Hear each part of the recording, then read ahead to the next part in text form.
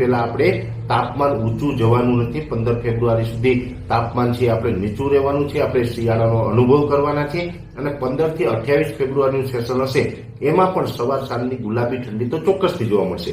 એટલે કહી શકાય કે ગયા વર્ષે ફેબ્રુઆરી મહિનામાં જે ઉનાળાની શરૂઆત થઈ હતી, આ વખતે ફેબ્રુઆરી મહિનામાં ઉનાળાની શરૂઆત નહીં થાય। ઉનાળાની શરૂઆત છે માર્ચ મહિનામાં થશે, જેની દરેક મિત્રોએ નોંધ લેવાની છે। હવે ઠંડી જે આપણે અનુમાન આપ્યું હતું એ મુજબની અત્યારે ઠંડી ચાલી રહી છે। એ વચ્ચે આપણે એક નબળા સમાચાર કહી શકાય કે માવઠાના પણ સમાચાર છે। જો કે માવઠું છે એ બે પાર્ટની અંદર થઈ શકે છે અને એની અંદર કોઈ આમ જોવા જઈએ તો ગભરાવાનું નથી। જે છેલ્લું માવઠું હતું એ જેવી રીતે આપણે દક્ષિણ ગુજરાત અને મધ્યપ્રદેશ બોર્ડર લાગુ વિસ્તારનો એ અંદર અસર કરી હતી એમ કદાચ સીમિત વિસ્તારોમાં કરી શકે।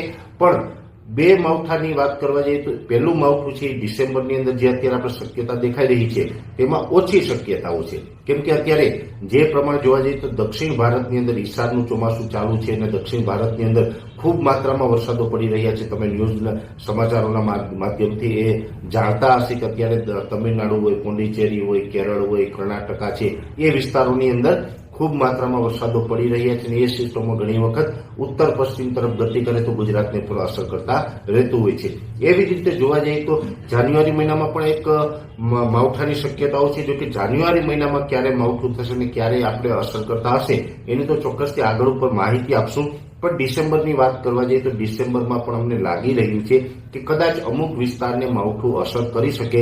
જો કે અત્યારે આપણે લાંબા ગાળાનું અનુમાન છે એટલે એટલું ચોક્કસ ન કહી શકાય કે આ માવઠું થશે, પણ શક્યતાઓ અત્યારે માનીને ચાલવાનું છે। જો ડિસેમ્બરમાં માવઠું થાય તો લગભગ મારું એવું માનવું છે કે 21 થી લઈને 24 ડિસેમ્બર સુધીમાં રાજ્યના અમુક વિસ્તારમાં માવઠું થઈ શકે છે અને કદાચ થાય તો પણ દક્ષિણ ગુજરાત અને સૌરાષ્ટ્રના દરિયાઈ કાંઠાના ભાગોને કદાચ એ અસર કરી શકે છે।